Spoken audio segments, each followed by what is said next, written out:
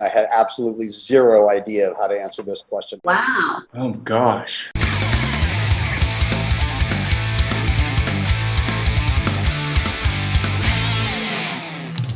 Greetings, my excellent friends. We clicked as friends kind of the first time that we hung out, and that happens in life very rarely. And we've remained really good friends, and we have a very, very similar perspective. How's it going, Bill and Ted? Keanu is a very smart fella, and I enjoy his intellect and the way he looks at the world, and we laugh our butts off. So that's a nice thing.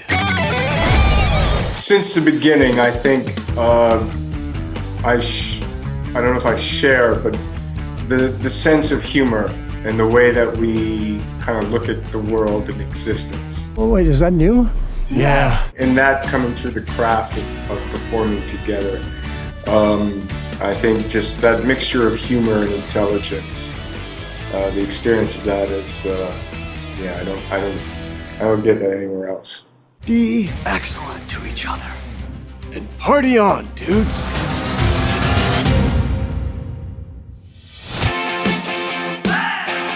I think it would make a young me feel good to know that 30 years later, so many of us would come back together again and have another experience, like as the Bill and Ted family. I keep meeting people who saw the first movies, you know, when they were kids. They were little kids when they were introduced to Bill and Ted the first time around. And I've been wanting to meet you my whole life. It must be very disappointing. And now they're showing their kids the first two movies and getting ready for the third movie. So it's really been wonderful to be a part of, it's like the fabric of our culture, you know? We have a destiny to fulfill. I felt very privileged to be a part of this franchise and was almost a little nervous, like, will they accept me as the princess, you know, in the third installment? But straight out of the gate, everyone was just so kind and so friendly, so inclusive. They really made, I think, us both feel, Aaron and I both feel like they wanted our input and opinion and to make us feel like we were a part of this family.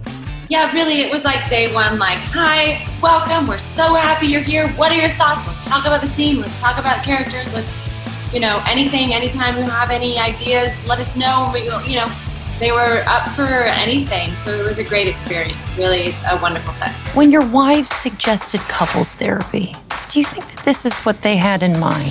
Definitely. I mean, we're a couple of couples, right? It was so fun. I mean, just watching them be, the first time, like, in person to watch them actually be Bill and Ted, I think just at the read-through, you know, was like, oh my God, they're doing, you know, they're doing it, and they're doing it right in front of me. It felt like a little insider treat. 1, 2, 3, 4. It never struck me as something that we even wanted to do, much less we're going to do.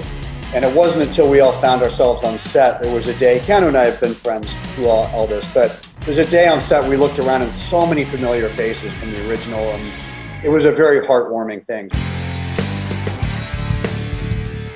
Back to the Future.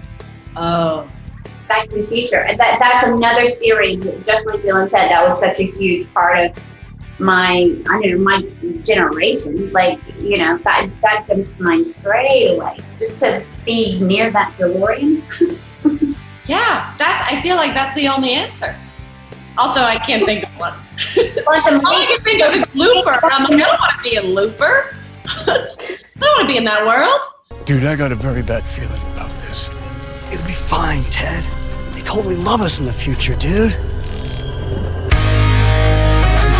He was written funny in Bogus Journey. The way that I'd approach funny is like to play it as straight as you can, and then let what he does or what he says be the funny part. Life, it isn't a wild stallion. And I think my Czechoslovakian accent does the rest of the lifting. It's like, you know, as soon as he opens his mouth, everything comes out.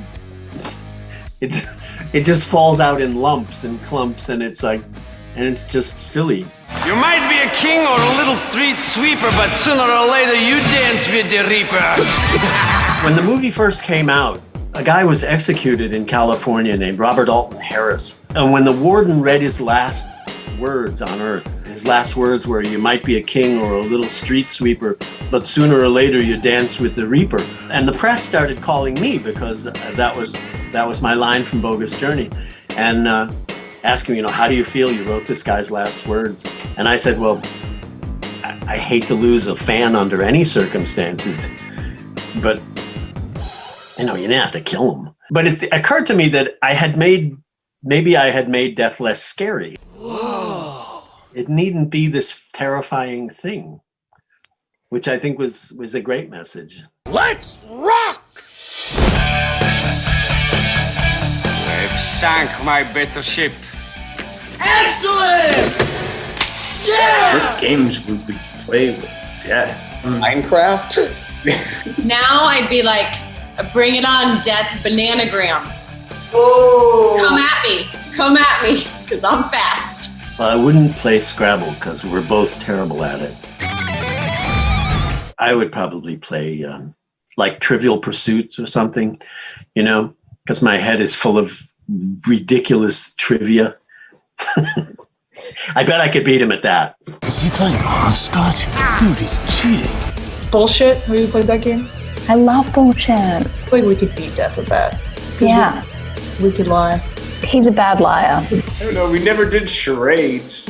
How would we do charades? That would be hilarious. Actually, that would actually be hilarious. I've been playing a mean game of Soups and Ladders here in the house this pandemic. You never know what's around the corner on Soups and Ladders. You don't know if it's a shoot or a ladder. That's the thing. It's right in the title. Don't play hide and seek. How'd you like our song?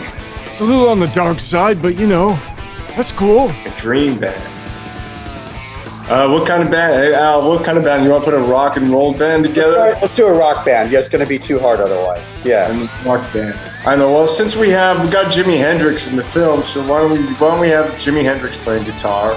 Well, I'm from the South, so I'd be all in on like Loretta Lynn, Dolly Parton. Willie Nelson. Let's bring Willie. John Bonham on drums, I would say. I guess we're going to be classic. What about a guitar? Let's Angus. Oh yes, yeah. It doesn't get better than that. Like my feminist college experience, it says, can we include Ani DeFranco? There are no rules. We can. There are none rules. Oh, you need a bass player. And whistle. You want to do end whistle? I think so. I think it would have to be. We have a classic 60s. I mean, these are the greats of the greats. Or Bootsy Collins would also be pretty great, but he would just blow the whole thing out in this whole other direction. Yeah. So we have a pretty, okay.